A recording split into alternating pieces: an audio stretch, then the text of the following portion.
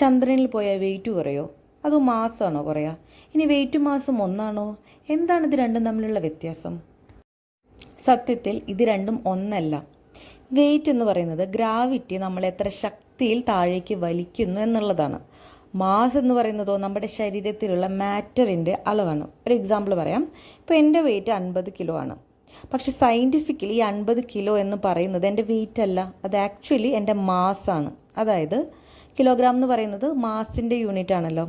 Wait എന്ന് പറയുന്നത് mass into ഗ്രാവിറ്റിയാണ്. അപ്പോൾ മാസ് 50 കിലോ ആണ്, ഭൂമിയിലെ gravity 9.8 metre per second square ആണ്. അപ്പോൾ ഇത് സബ്സ്റ്റിറ്റ്യൂട്ട് ചെയ്ത് നമുക്ക് കിട്ടുന്ന വാല്യൂ എത്രയായിരിക്കും? ഓൾമോസ്റ്റ് 490 ന്യൂട്ടൺ ആയിരിക്കും. എന്തുകൊണ്ടാണ് ന്യൂട്ടൺ? കാരണം വെയിറ്റ് എന്ന് പറയുന്നത് ഗ്രാവിറ്റി നമ്മളെ വലിക്കുന്ന ആ ഒരു ഫോഴ്സാണ്. അപ്പോൾ ഫോഴ്സിൻ്റെ യൂണിറ്റ് ന്യൂട്ടൺ ആണ്. അപ്പോൾ 50 കിലോ വെയിറ്റ് എന്ന് പറഞ്ഞു കഴിഞ്ഞാൽ സത്യത്തിൽ അതിൻ്റെ അർത്ഥം എൻ്റെ മാസ് 50 കിലോ ആണ്. ശരിക്കും എൻ്റെ വെയിറ്റ് എത്രയായിരിക്കും? 490 ന്യൂട്ടൺ ആയിരിക്കും. പക്ഷെ നമ്മൾ റിയൽ ലൈഫിൽ നമ്മൾ കൺവീനിയൻസിന് വേണ്ടി 50 കിലോ ആണ് എൻ്റെ വെയിറ്റ് എന്നും പറയുന്നതേ ഉള്ളൂ. ഒരു എക്സാമ്പിൾ കൂടെ പറയാം. ഇപ്പം ഞാൻ ചന്ദ്രനിൽ പോയി.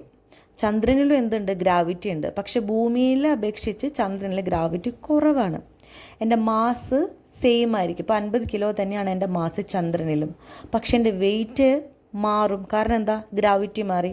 Wait is equal to mass into ഗ്രാവിറ്റിയാണ്. അപ്പോൾ 50 ഇൻറ്റു ചന്ദ്രനിലെ gravity 1.6 metre per second square, that's equal to 80 newton ആയിരിക്കും എൻ്റെ വെയിറ്റ് ചന്ദ്രനിൽ പോയാൽ. ഓർക്കുക, വെയിറ്റ് എന്ന് പറയുന്നത് ഗ്രാവിറ്റി അനുസരിച്ച് മാറും. പക്ഷെ മാസ് എന്ന് പറയുന്നത് എപ്പോഴും കോൺസ്റ്റൻ്റ് ആയിരിക്കും. ഭൂമിയിലാണെങ്കിലും ചന്ദ്രനിലാണെങ്കിലും മാസ് എപ്പോഴും കോൺസ്റ്റൻ്റ് ആയിരിക്കും.